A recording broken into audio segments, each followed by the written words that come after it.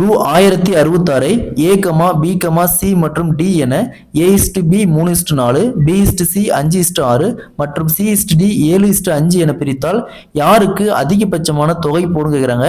So இந்த model some கேட்டாங்களா. So இங்கே நான் ஃபர்ஸ்ட் ஏ/பி/சி/டி கண்டுபிடிச்சோம் தான் யாருக்கு எவ்வளோ தொகை போகணும்னு கண்டுபிடிக்க முடியும். ஸோ ஏ/பி 3:4 பி/சி 5:6 சி/டி 7:5. ஸோ இந்த மாதிரி எம்டி வந்து என்ன பண்ணுவோம், இந்த வேல்யூ அப்படியே மூவ் பண்ணி இங்கே ரைட் பண்ணிக்கணும். அதே மாதிரி இங்கே 6.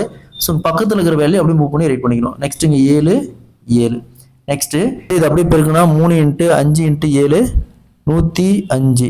நெக்ஸ்ட் 4 × 5 × 7 140. நெக்ஸ்ட் 4 × 6 × 7 168. நெக்ஸ்ட் 4 × 6 × 5 120. இந்த ரேஷியோவில் எந்த ரேஷியோ அதிகமாக இருக்குன்னு பாருங்க. இந்த 168 தான் அதிகமான ரேஷியோ. ஸோ ரேஷியோவில் யார் அதிகமாக இருக்குதோ அவங்க தான் அதிகமான அமௌண்ட் வாங்குவாங்க. அப்போ யாரு? சி தான். ஸோ அப்போ சி தான் இதில் அதிகபட்சமான தொகை பெறுவார். Option C is the correct answer. இதில் யாரு கம்மியான அமௌண்ட் வாங்கன்னு கேட்டாங்களா, கம்மியான ரேஷியோ 105. அப்போ ஏ கம்மியான அமௌண்ட் வாங்குவார்.